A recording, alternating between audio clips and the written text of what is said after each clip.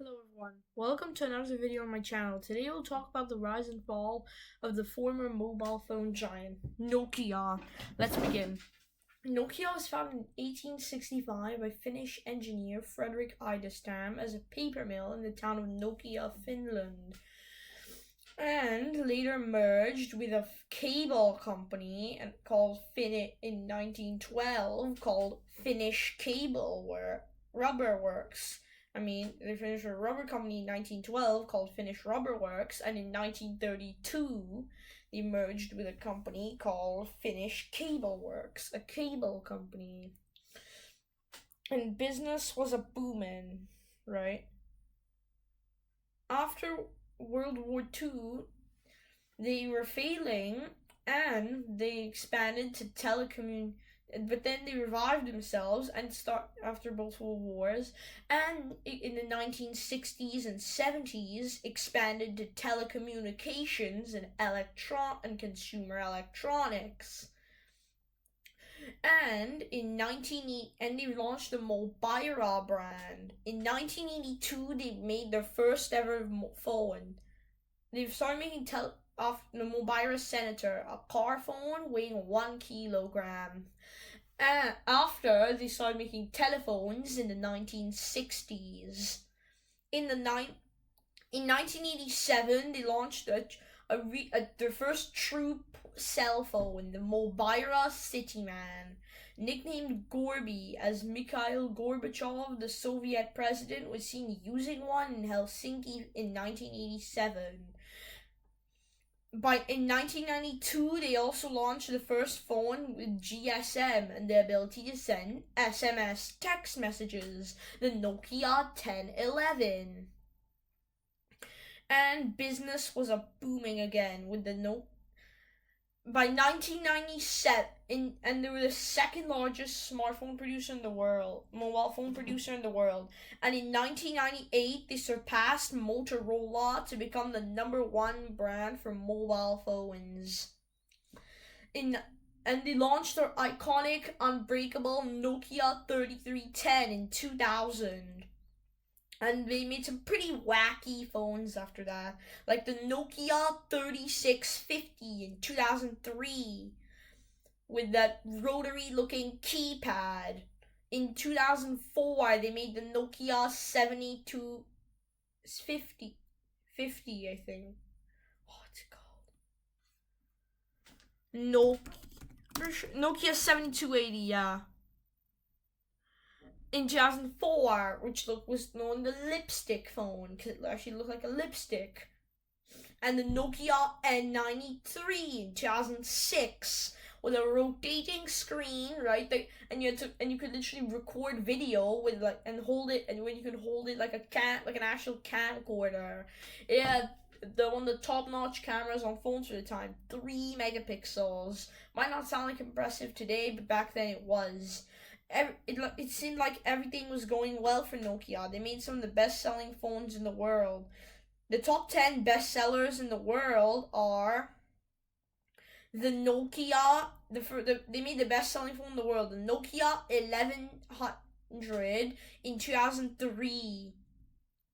And then the second is the Nokia 1110, launched in 2005. 2014 iPhone 6.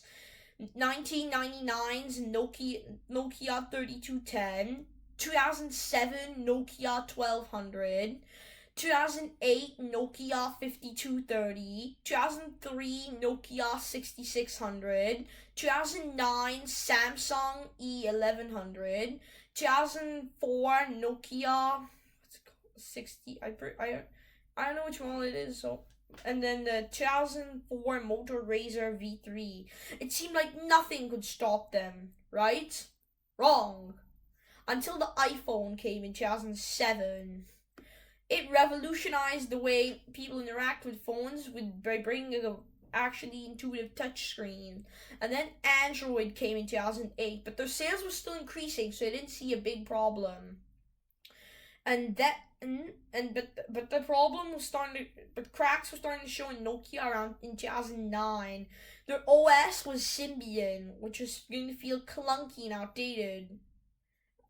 I mean, they did try in 2011 with with Migo, an OS developed in collaboration with Intel, but they didn't really significantly invest in it as they replaced their CEO in September 2010, and the new guy Stephen Elop was a former Microsoft executive and decided to try and pivot to Windows Phone, but they staked their entire future into that OS, and they launched their first Windows Phone, the Lumia 800, in 2011. But by 2013, their stock price had fallen by 75%, and they were making negative operating profits. And everything was going really bad. So they decided so Microsoft just bought Nokia in 2014 and rebranded the company as Microsoft Mobile. But they bought it for $7.2 billion, but then sold the company to HMD Global in 2016 for $350 million.